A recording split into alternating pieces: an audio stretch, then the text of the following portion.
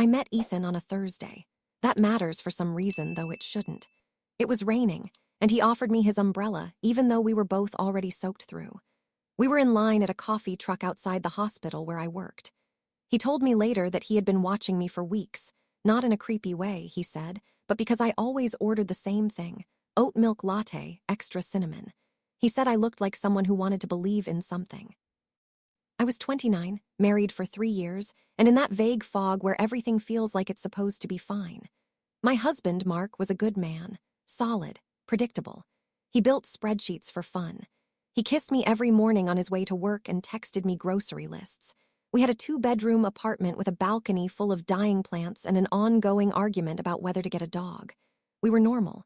That's what I kept telling myself. Ethan was a physical therapist for post-surgery patients, and he laughed easily. He remembered details, the kind of man who noticed chipped nail polish or when someone changed shampoo. When we first had coffee, I told myself it was harmless. Married people are allowed to have coffee with coworkers, right? I just didn't tell Mark. Not because I was doing anything wrong, but because I didn't want to explain why it felt like a secret worth keeping. That's how it started. Not with passion or betrayal, but with small omissions that made room for more. We started seeing each other at the coffee truck more often. Sometimes he'd already be waiting when I arrived, leaning against the counter with his sleeves rolled up, pretending not to notice me until I got close enough for him to smile that small, careful smile. It wasn't flirtatious exactly. It was softer than that. Like he understood something I didn't know how to say yet. I told myself it was just friendship, that it felt good to have someone listen. He asked about my job, my patients, what it was like to work nights. He never interrupted. He never tried to fix anything. He just listened. Mark, on the other hand, loved solutions. If I said I was tired, he'd suggest new vitamins. If I said I was lonely, he'd offer to plan a date night 3 weeks out, which somehow made me feel lonelier. Ethan didn't try to plan me. That's what I loved most about those coffees. It was the first time in years I felt like I could just exist without needing to justify why. One morning, after a night shift, I sat across from him at a diner near the hospital. I told him about a patient who had died, an old woman who had been singing quietly to herself all night, songs I didn't recognize. I told him how strange it felt to leave that room and immediately start another round of charts. He didn't say, "That's your job," the way Mark would have. He reached across the table and just held my wrist, his thumb brushing the pulse there. That's all. It should have been nothing. It felt like everything. I didn't tell Mark, again. That's how it went for months, little things. Texts that didn't mean anything, inside jokes, moments that lived in a space just shy of confession. And every time I went home, Mark was still there, sitting on the couch, telling me about work, asking what I wanted for dinner. He wasn't cruel. He wasn't inattentive. He just didn't see me anymore, or maybe I'd stopped letting him. Then, one night, I saw his phone light up while he was in the shower. A message from someone named Rachel Client. It wasn't the name that caught me. It was the heart emoji at the end of her message. I stared at it for a long time. I didn't open it. I didn't need to. The body knows before the mind does. I sat on the edge of the bed, my heart so loud I thought he might hear it through the water. When he came out of the shower, I said nothing. I smiled, asked about his day. He kissed my forehead. I felt his lips and wondered where they'd been. That was the night everything shifted. It's strange how easy it is to justify your own secrets when you believe someone else is keeping theirs. After that, I stopped pretending. Ethan and I met one night after my shift ended late. I told him about the text, about the name, about the way Mark's smile had started to feel practiced.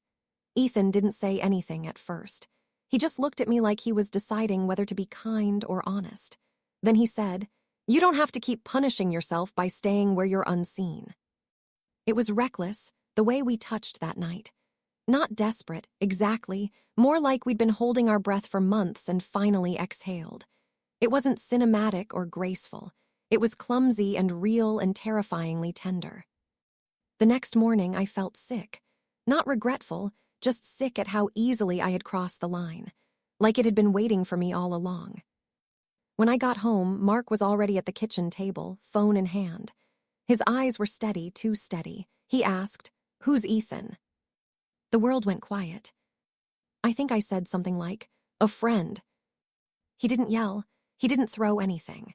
He just nodded, the way people do when the answer they get only confirms what they already know. That's the thing about betrayal. It never happens all at once. It's slow, quiet, polite even. It builds itself into the spaces between what's said and what is. For weeks, we circled each other like ghosts. Mark didn't mention Ethan again, and I didn't ask about Rachel.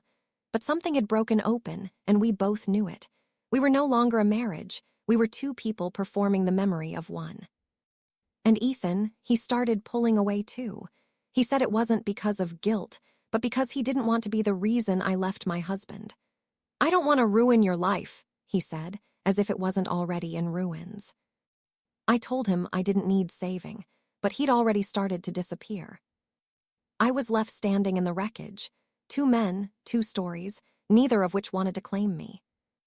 I thought that was the worst of it.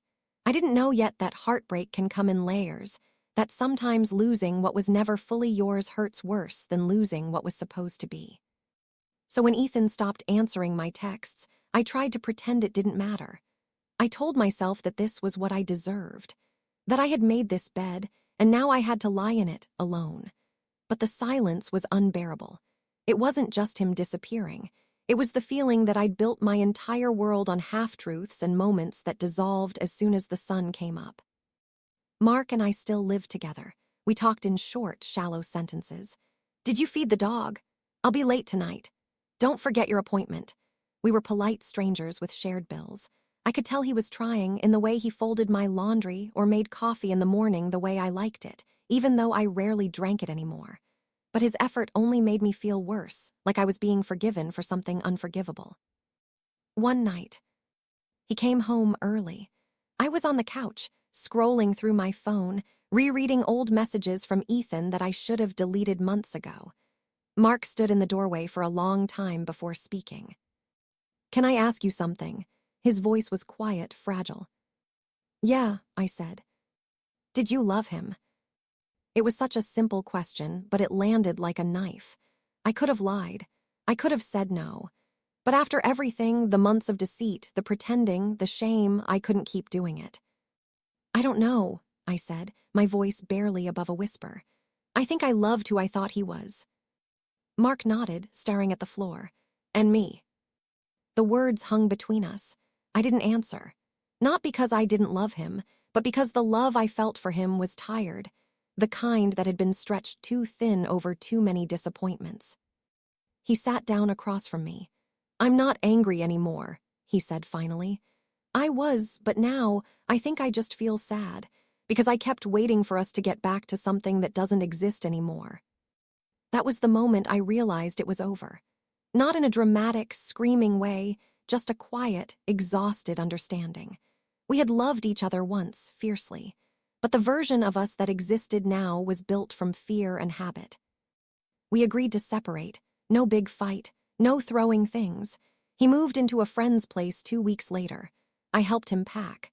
I folded his shirts and smelled the faint scent of his cologne on the collar, and I cried quietly while he wasn't looking.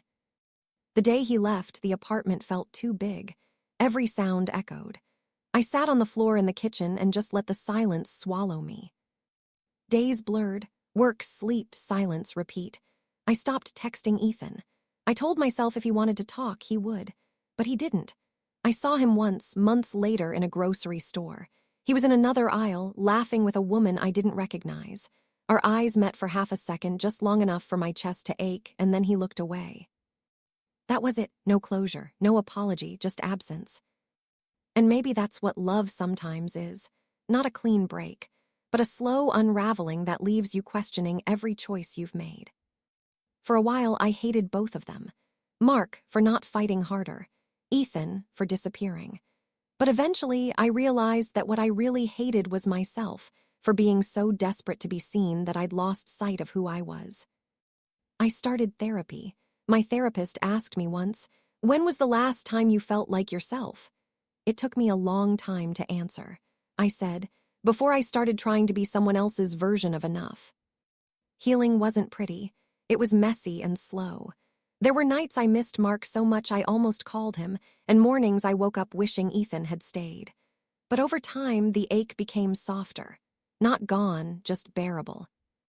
A year after everything, Mark and I met for coffee. It was awkward at first, but then we laughed genuinely about something stupid like we used to. He looked good. Lighter. He told me he'd started dating someone. I smiled and said I was happy for him, and I meant it. As we said goodbye, he hugged me and whispered, "You know I don't regret loving you." I wanted to say it back, but I didn't. Instead, I smiled through the tears and whispered, "Me neither."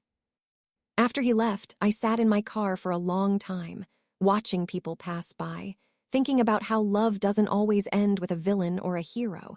Sometimes it just ends. Sometimes two people grow apart, and the space between them fills with silence until there's nothing left but memories. Now, when I look back, I don't see betrayal as the worst part.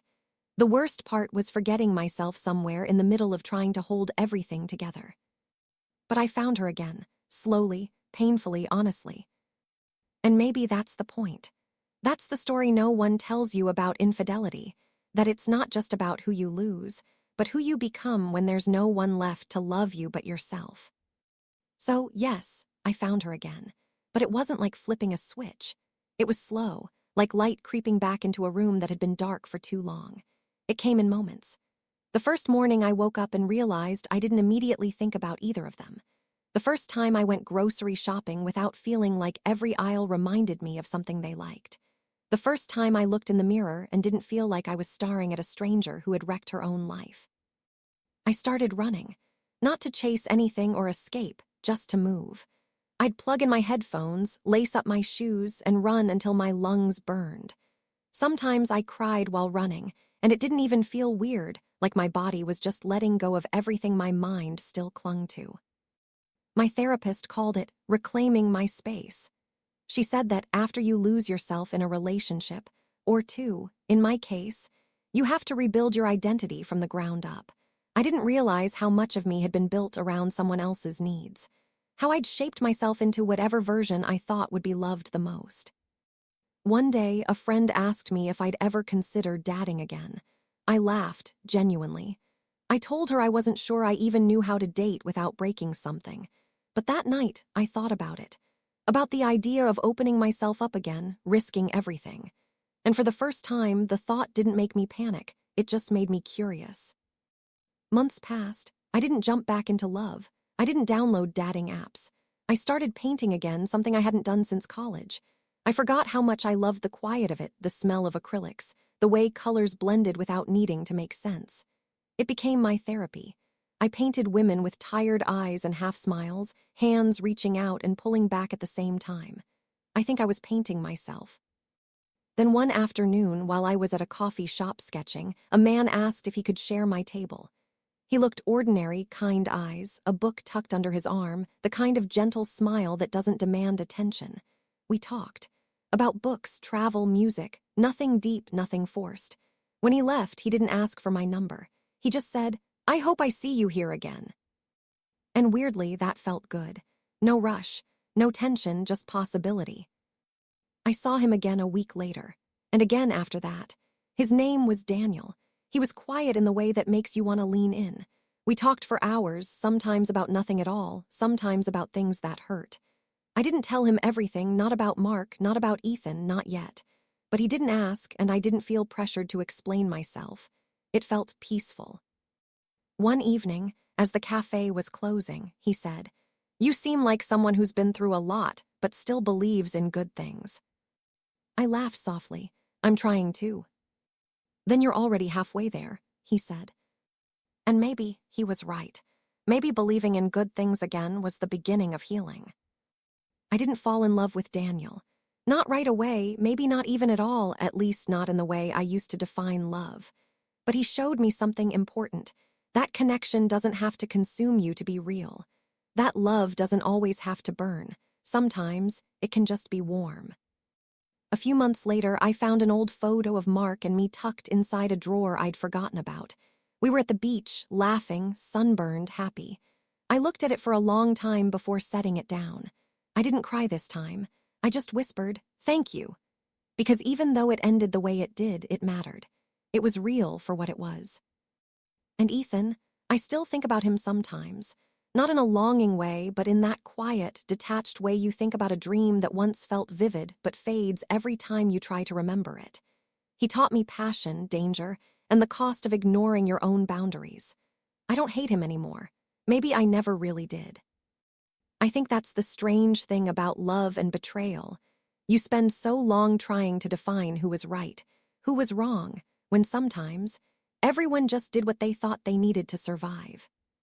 Now, when I write about it, I don't call myself a victim or a villain. I just call myself human. Flawed, learning, still healing. A year later, I moved to a smaller apartment downtown. Nothing fancy, just sunlight through big windows, a balcony with room for one chair, and walls I could finally call mine. I painted them white, hung my art, filled the space with plants. It smelled like coffee and fresh beginnings. Sometimes I still catch myself wondering how things might have been if I'd made different choices. If I'd told Mark the truth earlier, if I'd never met Ethan, if I'd chosen peace over chaos. But those thoughts come and go like waves, soft, inevitable, harmless now. There's one night I remember vividly. I was sitting on my balcony, the city buzzing below me, and I realized I wasn't waiting for anyone anymore. Not a text, not an apology, not a sign. I just existed. And for the first time in years, that felt enough. That's the thing I wish I could tell the version of me who started all this. The woman desperate to feel alive, seen, loved. I'd tell her that it's okay to want those things, but you can't find them in someone else's arms if you don't first learn to find them within yourself. Because infidelity isn't just about cheating on a person, it's about betraying your own truth. And the hardest part isn't forgiving others, it's forgiving yourself. And I did. Eventually I did. Now, when people ask me if I believe in love, I say yes. But not the kind that consumes or destroys. The kind that builds, the kind that grows quietly, the kind that starts with the person in the mirror. That's where my story ends, not with a grand gesture, not with reconciliation or revenge, but with peace. With the soft, steady rhythm of a heart that finally belongs to me. I think for a long time I was addicted to being chosen, to being wanted, to feeling like someone saw me and thought her. I used to believe love meant intensity, the kind that shakes you, leaves you sleepless, consumes your thoughts. I thought that was passion, that was proof. But now I know that kind of love burns everything around it. And when the fire dies, you're left standing in the ashes, wondering who you were before you lit the match. There were days I hated myself. Days I'd replay everything in my head, trying to pinpoint the exact moment it all went wrong. Was it the first lie I told? The first text I didn't delete? Or was it much earlier, the first time I told myself I'd never be enough unless someone else said I was? I used to think the worst part of being betrayed was the heartbreak. But I learned that betraying yourself is far quieter. It seeps in slowly, until one day you don't recognize your own reflection. Mark never reached out again, and I stopped expecting him to. We'd both done unforgivable things, and the only mercy left between us was distance. Ethan moved away. I heard through a mutual friend that he's engaged now. When I saw the photo, I felt something unexpected, not jealousy, not bitterness, just release. Because for the first time, I didn't feel like I was still living in the shadow of that story. I had written my own ending. Healing wasn't linear. It wasn't pretty. It wasn't waking up one day and deciding I was okay. It was 1,000 tiny choices, deleting old messages, taking a deep breath before checking my phone, saying no when I used to say yes, forgiving myself again and again until it finally stuck. It was nights spent alone without feeling lonely, mornings spent in silence that didn't ache anymore. I started writing again, not about love, not at first. I wrote about emptiness, about rebuilding, about the quiet after chaos. I posted a few pieces online under an anonymous name, and people related. They said, "I feel this. I've been there." I thought I was the only one. And I realized something, that maybe this was the point of all of it. Maybe I went through the fire so I could help someone else find their way out. Sometimes, when I walk home at night, I catch a glimpse of my reflection in a shop window, and I see someone I almost don't recognize. Not the girl who begged for love, not the woman who broke everything she touched, but someone softer, stronger, someone free. And maybe that's what forgiveness really is. Not pretending it didn't happen, not erasing the memories, but accepting that they shaped you, then choosing to move forward anyway. I don't have a happy ending, not the kind movies promise, but I have peace, the kind that sits quietly in your chest and whispers, you made it. And maybe that's enough. Because sometimes survival is the happy ending. And if you're reading this, sitting in the middle of your own heartbreak, feeling like you'll never be whole again, you will. One day, you'll wake up and realize you went a whole hour, then a whole day without thinking about them. You'll laugh at something small and it won't feel wrong anymore. The air will feel lighter. And when it happens, you'll know you've finally come home to yourself. That's what I did. Not perfectly, not gracefully, but honestly.